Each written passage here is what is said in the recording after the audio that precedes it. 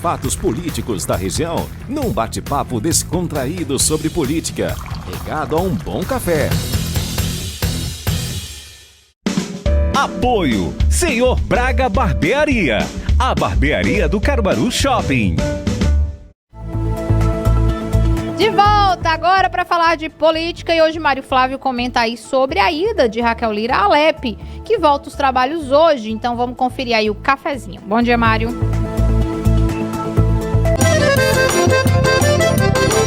Vamos lá, Mário! Nossa grande aventura começa agora! Muito bom dia para você, Laís. Bom dia, nosso ouvinte. Isso mesmo, Laís. Olha, hoje os trabalhos da Assembleia Legislativa voltam, né, com os deputados após o recesso parlamentar, e a expectativa é muito grande na Assembleia, já que a volta em si, ela sempre gera muita especulação e ela sempre movimenta a Assembleia. E hoje, ontem, né, a assessoria da governadora Raquel Lira confirmou que hoje a governadora vai estar presente pessoalmente na Assembleia para mandar uma mensagem aos deputados estaduais. E o que chama a atenção é que esse momento que a governadora Raquel ela vai à Assembleia é um momento muito tenso entre as duas casas, porque todo mundo lembra que desde que a governadora resolveu entrar com ação no Supremo Tribunal Federal para derrubar a votação da LDO, né, pelos deputados, que o clima só piorou entre o governo do estado e a Assembleia Legislativa. Então a governadora decidiu ir pessoalmente, talvez para evitar mais críticas ou então discursos mais assodados, digamos assim, né, dos deputados. O fato é que a expectativa é grande para saber, primeiro, como é que o presidente da Assembleia Legislativa, Álvaro Porto, ele vai reagir à presença de Raquel, ele que não gostou muito dessa história, dessa ação no STF, inclusive reuniu líderes partidários para que eles possam, né, debater sobre o assunto e como a Assembleia deve agir. E também, né, a própria liderança do governo, que deixou muito a desejar o ano passado com Isaías Regis. Será que Isaías vai ser mantido? Como vai se comportar também a oposição, já que a Dani Portela, que é líder da oposição, e também o Sileno Guedes, que é líder do PSB, eles criticam bastante aí as falas e também as questões do governo Raquel.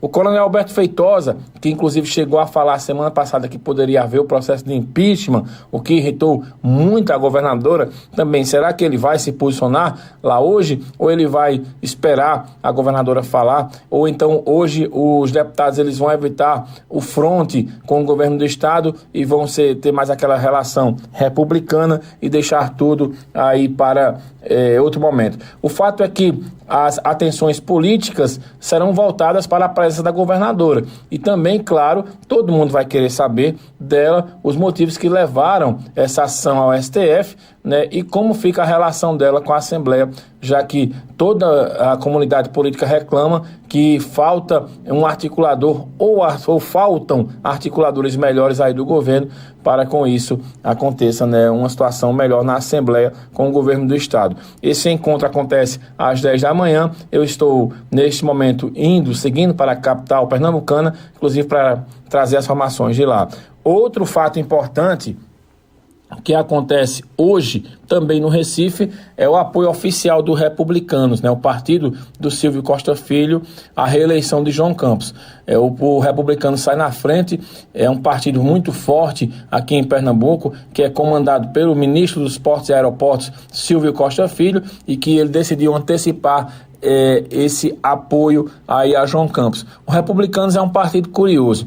Ele tem um lado muito bolsonarista, que é comandado pelo governador de São Paulo, Tarcísio de Freitas, e ao mesmo tempo ele é um partido lulista, como é o caso aqui de Pernambuco, com o Silvinho, né, o Silvio Costa Filho, e agora declarando apoio ao João Campos. Então, João Campos que deve ter a maioria dos partidos com ele na eleição desse ano. Só que o que tem a ver com Caruaru? Todo mundo sabe que existe uma especulação muito forte, né, que o prefeito de Caruaru, Rodrigo Pinheiro, ele vai para o Partido Republicanos. Mas como é que ele vai agora para um partido que vai apoiar João Campos no Recife? Então, é uma situação bastante delicada, né, e que chama atenção para isso.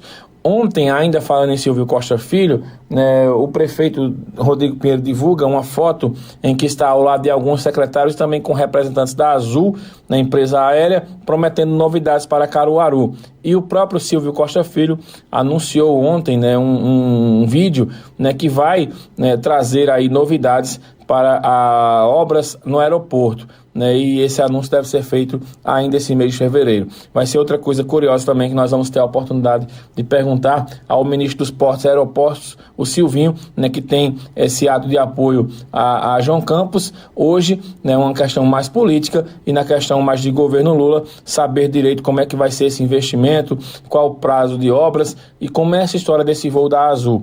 O Toninho Rodrigues, né, que é uma figura importante também aqui do MDB, ele também postou no Instagram dele, inclusive uma foto ao lado do Daniel Coelho, que é secretário de Turismo, e com outras pessoas ligadas ao setor de turismo, inclusive falando na possibilidade da volta do voo do forró aqui para a cidade de Caruaru.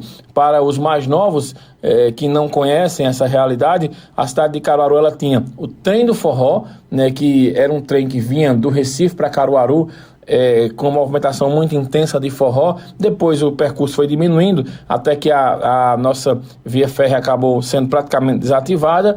E também nós tínhamos aqui o ônibus do forró, que era um avião que ele vinha, né, do Recife também, com uma movimentação muito grande, trazendo turistas e trazendo aí pessoas que gostavam de vir na farra, aí, no bom sentido da palavra, né, curtindo forrozinho durante o São João. Então existe a possibilidade, né, desse voo voltar. Então a gente percebe, Laís, que a cada dia, né, aumentam as movimentações políticas, as pessoas vão se movimentando, né, os políticos eles vão tentando chamar a atenção, né. Quem teve aqui também, Laís, em Caruaru, e uma coisa curiosa não foi divulgada, até questionava ontem ao próprio Armandinho, foi a Marília Reis. Marília Reis esteve numa reunião com o Armandinho, né, com muita gente essa reunião, com pré-candidatos a vereadores que estiveram aqui e também, né, pessoas para ouvir a Marília Reis. Só um detalhe, eu até questionava porque essa reunião não foi divulgada e a justificativa do Armandinho é que foi uma reunião interna. Ninguém quer participar de reunião de partido, né? Coisas internas do partido são internas. Mas se a Marília Reis está em Caruaru, a gente quer ter a possibilidade de questionar a ex-deputada para saber quais serão os rumos dela também, né? Aqui em Caruaru todo mundo sabe que ela deu autonomia total ao Armandinho e ele tem uma pré-candidatura a prefeito. Não se sabe ainda se ele vai manter até o final ou se ele, de repente, pode ser o vice Zé Queiroz ou apoiar alguém.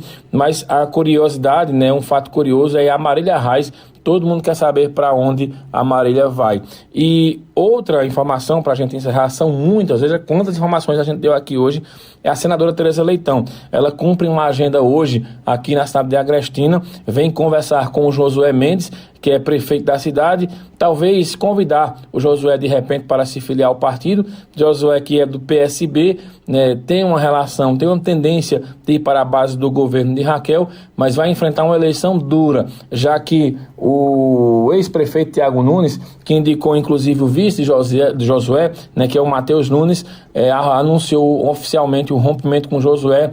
Então, podemos ter uma eleição lá entre criador e criatura, né? Josué, que lançou o Tiago Nunes na política, inclusive elegendo ele e depois sendo vice de Tiago Nunes, ele volta para a prefeitura com o sobrinho Tiago na vice, mas o Tiago Nunes acabou rompendo com Josué politicamente, né? E de repente podemos ter uma eleição histórica na cidade de Agrestina, entre Josué contra Tiago. Lembrando que a ex-prefeita Carmen Miriam e o Caio Damasceno, né, que são os líderes, ou eram os líderes da oposição, eles estão bem afastados do processo político e existe uma expectativa grande que de repente possa acontecer uma união entre o Tiago Nunes e o grupo aí liderado por Carmen Miriam, o que seria uma coisa bem inusitada do ponto de vista daquelas alianças improváveis ou impossíveis, mas que acontecem porque a gente sabe que tem uma máxima na política que diz que a política é dinâmica e alianças são normais no espectro de você trazer para você alguém para somar. E se isso acontecesse, poderia sim, Josué, que tinha uma reeleição muito tranquila, encaminhada, ele de repente ter um páreo duro lá para enfrentar, que seriam esses dois grupos unidos, né, de Carmen Miriam e também do Tiago Nunes. Mas Josué é muito forte, é uma figura bastante carismática, bastante popular, mas sem dúvidas, uma coisa é você enfrentar um grupo que está enfraquecido politicamente, que é o da ex-prefeita Carmen Miriam. Outra é você enfrentar o grupo de Tiago Nunes, que conhece por dentro o governo Josué e também tem um poder aquisitivo muito grande e um poder financeiro também interessante.